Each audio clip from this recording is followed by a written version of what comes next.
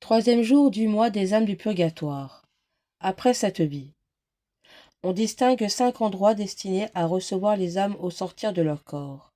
Le paradis, l'enfer, les limbes des anciens pères, les limbes des enfants morts sans baptême et le purgatoire. Il n'y a pas, après cette vie, d'autre demeure pour les âmes. En effet, le paradis, lieu des récompenses éternelles, est destiné aux âmes exemptes de toute souillure et de toute dette. L'enfer, lieu des châtiments éternels, est pour les âmes de ceux qui meurent en état de péché mortel. Les limbes des pères, qui sont vides maintenant, et dans lesquels on éprouvait la privation temporelle de la vue de Dieu, sans autre peine sensible, étaient réservées aux âmes de juste mort avant la venue de Jésus-Christ.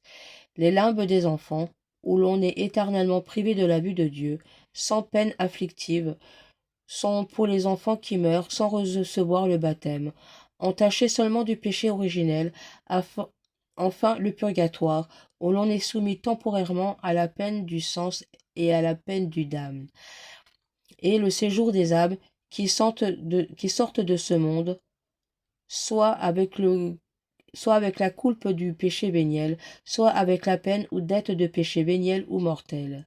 Tels sont les 5 demeures ou réceptacles des âmes selon leur état.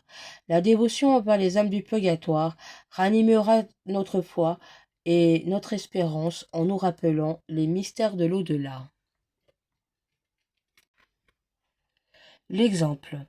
Saint Augustin parle ainsi des dernières recommandations de sainte Monique, sa mère. Le jour de sa mort étant proche, elle ne pensa point à faire ensevelir son corps dans de riches étoffes, ni à le faire embaumer avec de précieux aromates. Elle ne désira pas d'avoir un tombeau magnifique, ni d'être portée dans celui qu'elle-même s'était préparé dans sa terre natale.